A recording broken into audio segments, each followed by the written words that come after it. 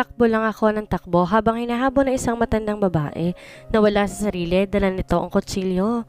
Hindi ko alam kung saan ako pero madilim ang buong paligid. Wala akong makita kundi ilaw lamang ng buwan.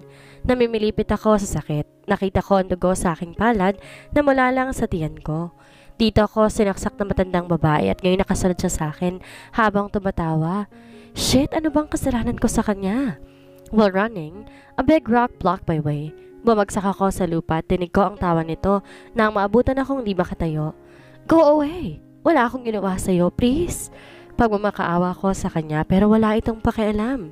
She even laughed louder as she showed me the bloody knife. Napapikit ako na mariin sabay sigaw na saksakan niya ulit ako, then everything turned darkly. Shit, wake up, woman! Stop! I shouted so loud as I opened my eyes, habol ang sariling hininga. I feel like dying in the moment. Natigilan din ako na makita si Marquez na yugog ang dalawang braso ko. What is he doing here? Panaginip lang palang lahat ng yon? But why does it feel so real? You're crying. Bulok niya at pinunasan ng mga luha ko. But my shit tears even came out for more. Umiyak ako sa takot at di siya mapigilang yakapin na mahigpit. Ramdam ko ang panginig ng mga kamay ko. I was just trying to be kind and help that old woman, but does she have to hurt me? I dream of her again. Papatayin niya ako. Hindi siya titigil. Shit, help me to get rid of this. I'm scared. Of dying, please? Parang bata ko pang sumbong sa kanya. He looked at me and nodded while caressing my head. Calm down, Macomber? No. Nangihina akong bulong. I was not like this before, pero ito kasi ang takot ko. Lalo na dahil hindi ko inaasahan na gagawin niya ng matanda sa akin. Mabait naman to na nagkausap kami ng dalawa. Bakit niya gagawin sa akin yun? That's the big question. Umangat kagad ako ng tingin kay Marquez. You know about the old woman, don't you? Please talk about what you know. I said and even conjoined my two palms. Para nagdarasal pa ako sa harapan niya. Yes, I know about her. Help me then. Desperado kong sabi. No, you're shaking. Let's talk about that in the other day. Umupo siya sa harapan ko. Naiiyak akong umiling, calling his name. Kahit ako walang ideya kung ba't ko siya tinawag sa ikalawan niyang pangalan. But then my world stopped when I felt something soft suddenly touch my lips. Doon lang ako natauhan ng maramdamang gumagalaw ito. Shit! Ilang beses akong kumarap dahil baka panaginip lang to na hinahalikan ako ni Marquez ngayon. I tried to push him but he is strong. Nasa pisngi ko na rin ang kamay niya habang gumagalaw ang kanyang labi. Shit, I've been kissed by a lot of men pero iba to. It feels like my first time. Ilang segundo pa wakas ko siyang tinulak mula sa akin. Nakawang pa rin ang labi kahit mabilis nang gumalaw ang kamay ko at sinampal siya ng malakas. You just kissed me. Bastos ka. Bulyaw ko. I was about to slap him again but then he quickly caught my hand and kissed me again. Ikalawa na. Sorry, na-turn on lang ako nang tawagin mo ako sa pangalan kong yon. He then licked his lower lip, dahan-dahan na binaba ang mga kamay ko. Do you have any idea that you're the only one who called me that? Bigla itong umisay ng madilim. Para namang kasalanan ko at may parusang sabihin ang pangalan niyang yon. Tinulak ko siya palayo sa akin sabay iwas ang tingin. Magbabayad ka rin. Pasalamat ka di ko first kiss to dahil kung oo talagang makakatikim ka ng suntok. He chuckled and took a deep breath. Nawakan niya mga kamay kong hindi na nanginginig. Di naman sa kung ano pero dahil sa nakamandag niyang ginagawa na walang biglang palaisipan ko sa matandang iyon, which you should not be proud of. Your laptop is in the side table. Uuwi na sana ako but then I found you shaking in tears. Kaya naman ginising kita. Sabi ng doktor, ilayo ka sa mga bagay na matatakot ka dahil makakadagdag lang to ng trauma mo sa nangyari. Aniya tumupo ako ng maayos at tumango, sabay iwas ulit ng tingin. Okay, fine. Excuse me what I just did. I just could not stop myself when it comes to you. Seryoso niyang saad. Mama mo, ginawa mo pa rin. Siguro parati mo itong ginagawa sa mga babae mo, no? Hayop ka? Sabay irap ko sa kanya. His face suddenly darkened. A woman, you should feel grateful because you're the only girl I kissed. Lahat ng mga babaeng ginagamit ko unang humahalik sa akin. He said and even raised his chin up. Ba't gago pala to? Excuse me. Hoy Terry, don't ever compare me with your girls. Kahit kailan hindi ako magiging katulad nila. Tsaka kasalanan ko ba kung bakit una mo akong hinalikan? Ano yon, utang loob ko pa sa'yo? Wow! Taas ng pride kasing height mo. Umilag siya kaagad nang umakto kung sasapakin siya. There was joy in his eyes. Enjoy na enjoy habang iniinis ako. I am your first kiss? Bigla niyang tanong na nagpagulat sa akin. Kahit yun itatanong niya, secret! Sabay iwas ko ng tingin. Kapag sasabihin ko ang sagot, malamang tatanungin niya kung sino. Tapos maalala ko pa kung gaano ako nagpakatanga sa time na yon. Seems like I am. Di mo sure? Kagad kong sagot. Then there's the answer. Ngumiti ito para nanalo sa isang laro. Pakialam niya, kahit yun ba naman tatanungin pa? Tell me, when did you lose your first kiss and with whom? O diba tama ako? Umiwas ako ng tingin bago lumunok. Sigurado ako pipilitin na naman ako ng feeling close na ito kung tatanggi pa ako. I was in France that time in a high school, you know, drunk days with friends. I got drunk. Pinakita sa akin ng mga kaibigan ko sa isang video na nakuha nila na may kahalikan nga ako pero hindi masyado makita ang mukha ng lalaki dahil sa red light. Sabi ko, ayun lang. How many boyfriends did you have? Basta, alam ni Mommy 5.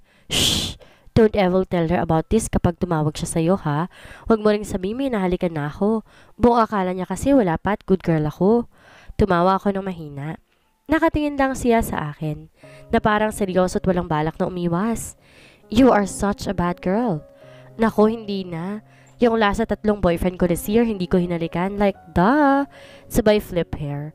Nakakairita naman kasi ang mga yun eh. Why are you having a lot of them? Nakataas ulit ang kilay niya. Ano ba tong ginagawa namin? Fast talk? Or just knowing each other for more? But for what? Maraming tanong sa usak ko na puro maybe lang naiisip kong sagot. Wala lang, you know, finding and risking if they are the one I've been waiting for. I shrugged at him. Ilang minuto siya ulit kumibo sa sinabi ko. You don't need to find for the one. Just wait and it will come like you don't know how. Do not find it, let the time find you too when everything is ready to be risked. Nagulat ako sa malalim niyang sinabi. Is this for real? Kulang na lang lumabas yung mga mata ko sa gulat eh. He seldom talk a lot. He looks so emotionless. Halata sa mukha niyang di siya interesado sa mga ganito kapag nakita mo siya. But then looked at him. Are you for real? I cannot imagine that someone like you could say those words. Natatawa kong sabi sa kanya. He rolled his eyes sexily. That's not from me. It was from my mom. Dad told me my mom told that nung gusto niyang maging girlfriend si Mommy para malaman ko siya na talaga. Sambit niya. Bumalik na ulit sa usual face. Okay, fine. Now tell me about the old woman. Kahit mukhang ayaw niyang sabihin wala siya nagawa kundi bumuntong hininga at sabihin sa akin ng totoo. May sakit sa pag-iisip ang matanda. She thought of you as her sinful daughter. Galit siya sa anak niya kaya siya malapit sa parking lot. Sa mga oras na yan ay dahil plano kanyang patayin kapag nasa loob ka na sasakyan. But then a car suddenly came to the picture. That's all the police says, sabi niya. Pero okay pa naman ang matanda nung kausap niya ako. Kawawa naman siya pero mas kawawa ako. That's it? Then I should go. Saan niya pero bago siya umalis, mabilis kong hinawakan ng kamay niya para pigilan siya. Advance Merry Christmas since it is now December. And can we be friends? Tanong ko. I thought you don't like me as a man. Yes, I don't like you romantically, but I want to be friends with you for my peace of mind. What do you think? Pinakita ko pa ang puppy eyes ko. I don't want to be friends with you, Allison. That's sad, but still, for me you are my friend. You know, 25% over 100%. Ngumiti ako nang tumayo siya at giniya ko pahiga sa kama ko. Inayos na rin ang kumot ko. You should sleep. It's already 9 in the evening. Tumango lang ako sa sinabi niya sabay nguso. Pinikit ko ang mga mata nang marinig siyang lumabas at natulog. Ilang araw nakalipas, nakalabas na rin ako sa ospital. Doon muna ako tumuloy sa bahay ng kaibigan ko na si Caroline. My mom said that I really need to. Ayoko naman dahil kaya ko mag-isa but they all force me to. The fact that I don't have a maid and then there's no one who can help in my condo. Tahimik kong inaayos sa loob ang simpleng gabinete ng mga damit ko. Di na rin nga masyado namamaga ang sugat ko dahil sa mga gamot na iniinom ko, kaya malayo na ako nakakalakad ng maayos. Merry Christmas, tita! Di na ako nagulat na makitang pumasok si Mila sa loob ng silid ko. Tumigil ako sa ginagawa at mabilis siyang niyakap na mahigpit. Merry Christmas! Nasa ilalim ng Christmas tree sa ibaba ang regalo mo. Come on, check it! Sabay ngisi ko. Tumawa ang bata na mahina pero umiling din kaagad. Mom said bubuksan ko mga gifts ko after dinner mamaya. Darating kasi friend si Daddy and he also said that I should bill them for my gifts. Nagkibit-balikat siya sa akin bago mo po sa kama. Yung tatay niya talaga. Tinuturuan ng batang maging buraot. Kanina nga rinig ko condoms lang iririgalo niya sa mga kaibigan niyang dadalo. Tita, who's this? Napatingin ako kay Mila dahil sa tanong niya. Nakita ko hawak niya isang folder at nakasulat doon ang buong pangalan ni Marquez. Oh, he is my client. Mabilis kong sagot. I cannot say his name po. It's so complicated. Kumunot ang noon niya dahilan upang mapatawa ako ng mahina. She's cute when it comes to this. Nung nasa kondo ko pa siya dati, puro tanong lang ang ginagawa niya habang inayos ko mga forms at kontrata na gagamitin ko. I miss that. Pero kailangan din naman kasing kunin siya ni Caroline. It was Yesroel Terry Marquez. Bigkas ko habang umuupo sa tabi niya. Inayos ko kulay kape niyang buhok. Ngumiti kami sa isa't isa.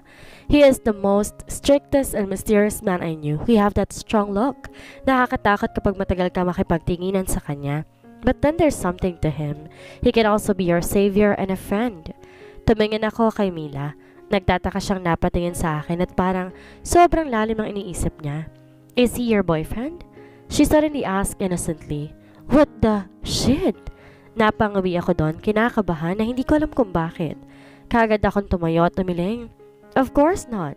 Then why are your eyes look like mom every time she talked to me about dad? Tanong niya ulit. Naku, wala akong masagot, kaya naman, gumisi ako sa bibigay sa kanya ng pagkain sa lamesa ko. How about, bumaba ka muna Mila? May gagawin lang si tita. Go now. Giniya ko siya palabas sa kwarto ko habang kumakain siya ng cake, tsaka simimsim ng Chucky. Na makalabas, kumaway siya sa akin bago ko pa maisara ang pintuan. Tsaka speaking of Marquez, ilang linggo ko na siyang hindi nakikita. After our long talk that night, nawala na lang siyang parang wala, like it doesn't really exist. I tried to contact him but this line is always busy. Does he really don't want to be friends with me? Himinga ako na malalim bago kinuha ang malit na box sa drawer ko. Nakabalot ng Christmas wrapper dito. I really want to give this to him as a thank you gift for saving me and talking for me for that long. How can I? Hindi ko naman siya makita. My boss just called me yesterday night and told me na binigyan niya ako ng 1-month vacation for my recovery. Well, that's mean na hindi ko makikita si Marquez ng ganun katagal. Should I wait until I have work again? Or should I give it now? Pwede naman akong lumabas dito pero mahigpit si Caroline. Siguradong sasama siya at sasama rin ang hibang niyang asawa dahil baliw yun sa kanya. So I don't have a choice. Hihintayin kong magkita ulit kami bago ko pa may bigay ito sa kanya. Then the night came. Ramdam ko ang Pasko sa mansyon nila, Caroline. The house were full of lights. May konting background music din ng Christmas song. All the maids are wearing a red uniform with a Christmas hat. Napangiti rin ako sa maganda at mataas na Christmas tree. Good evening po, ma'am. Gusto nyo? Alok sa akin na isang katulong. Masaya akong kumuha ng champagne. Wala namang sinabi si Doc na bawal sa akin to, kaya naman why not? I miss drinking though. San sila? Tanong ko. Hinahanap ko ang magpamilya at kung bakit wala sila rito sa loob ng bahay.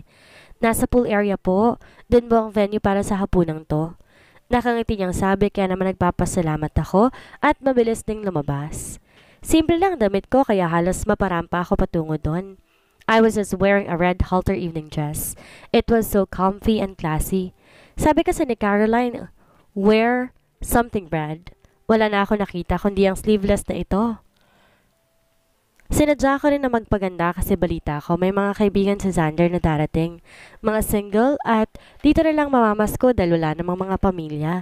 OMG, baka may biyaya pa si God para sa akin. Parang tanga akong tumawa ng mahina dahil sa naisip pero nawala ang tawa ko na may tumikim sa tabi ko. Automatikong tumarak ang mata ko dahil sa nakita. It was Xander. Bakit ka nakangiti? You're expecting my friend to flirt with you? Alam niya ang iniisip ko. Mahina akong tumawa pero ngumiwi rin sabay binigyan siya ng matalim na tingin. Pakialam mo. Tsaka landi ko to, wala kang pakialam. I walked past him. Akala mo naman hindi lumandis sa mga kaibigan ko? Bulong ko sabay flip hair. You look stunning. Kaagad na bati ni Caroline nang makita ko. Mahina akong tumawa tumalik sa pisngi niya. Simple lang din ang dress niya. Halata rin ang maambok niyang tiyan dahil dito. She looks so sexy with that.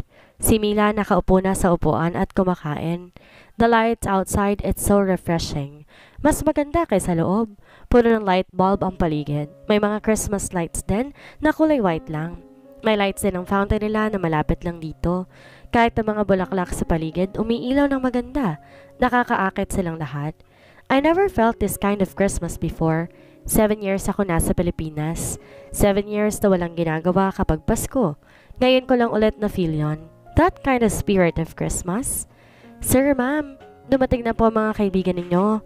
Masayang paalam ng isang katulong na galing lang sa likod ng bahay. Dumating na rin ang ilang mga pagkain. Luto pa mismo ng cook sa bahay na to. Let them in, sabi ni Xander. Inubos ko ang ininom at nilapag ito sa counter. Tumaas ang likod ko sa pag-aabang sa mga kaibigan nila. It did not disappoint me. 5 kalalakihan ang pumasok dito. They're all proudly walking like a high-class man. Napaawang ang labi ko. Ang hot nilang lahat.